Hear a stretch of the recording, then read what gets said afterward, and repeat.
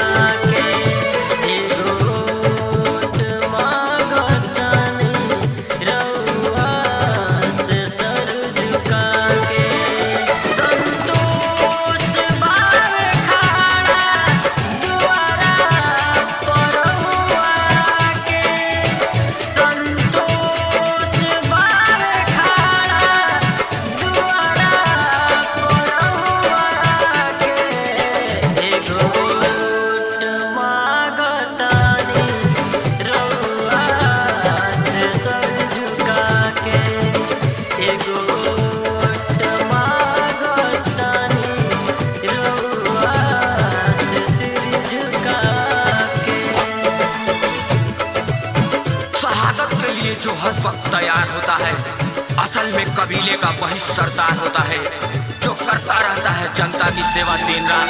सही मायने में सियासत का वही हकदार होता है। जीतेंगे भाई जीतेंगे, संतोष भैया जीतेंगे। जीतेंगे भाई जीतेंगे, संतोष भैया जीतेंगे। हर सपना होई पूरा, इतने बाहर वादा।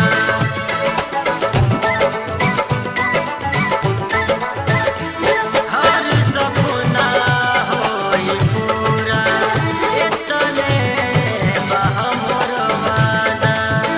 दुदही क्षेत्र जगमगाई, मन में बटे इरादा। दुदही क्षेत्र जगमगाई, मन में बटे इरादा। हम वादा नाही भूलब, मतदान राउर पाके।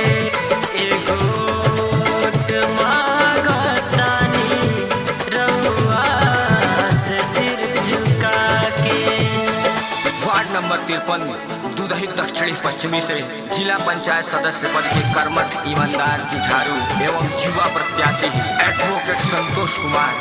जी हाँ दोस्तों, संतोष कुमार जी को न भूलना है न भुलाना है।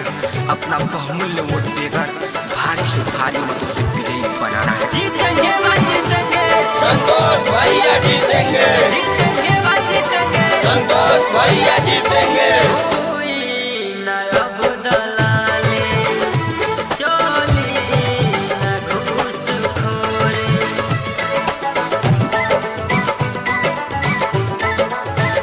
होई न अब दलाली, चोली न घूसखोरी।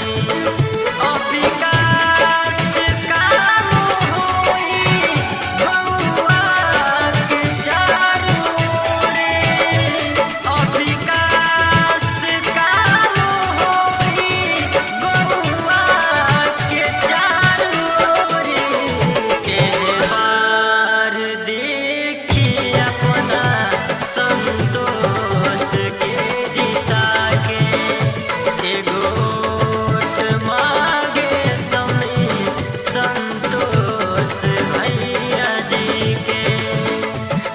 वार्ड नंबर 53 दुदही दक्षिणी पश्चिमी से जिला पंचायत सदस्य पद के कर्मठ, ईमानदार, जुझारू एवं युवा प्रत्याशी एडवोकेट संतोष कुमार। जी हाँ दोस्तों, संतोष कुमार जी को ना भूलना है ना भुलाना है, अपना बहुमूल्य वोट देकर भारी से भारी मतों से विजयी बनाना है।